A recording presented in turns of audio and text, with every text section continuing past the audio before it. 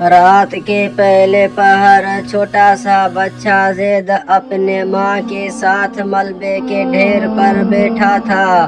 چاروں طرف گولوں کی آوازیں، چیخیں و پکار اور خون سے لت پت لاشیں تھیں۔ زید کی آنکھیں سرخ تھیں مگر وہ رو نہیں رہا تھا۔ اس کی عمر صرف 7 سال تھی لیکن جنگ نے اسے قبل از وقت بڑا کر دیا تھا۔ زید نے کہا، ماں کیا ہم مر جائیں گے؟ ماں نے اپنے آنسو چھپائے ہوئے کہا، بیٹا ہم شہید ہوں گے۔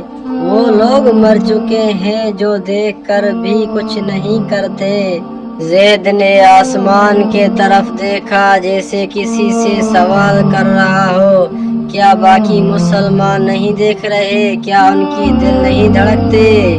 ماں خاموش رہی۔ اس کی خاموشی نے وہ چیخ بلند کی جو کسی بھی توپ کے دھماکے سے زیادہ خوفناک تھی۔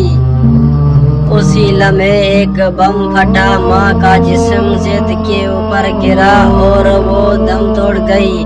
زید کی آنکھوں سے آنسو ٹپکنے لگے لیکن زبان پر صرف ایک جملہ تھا، ہم مر رہے ہیں اور دنیا خاموش تماشائی بنی بیٹھی ہے۔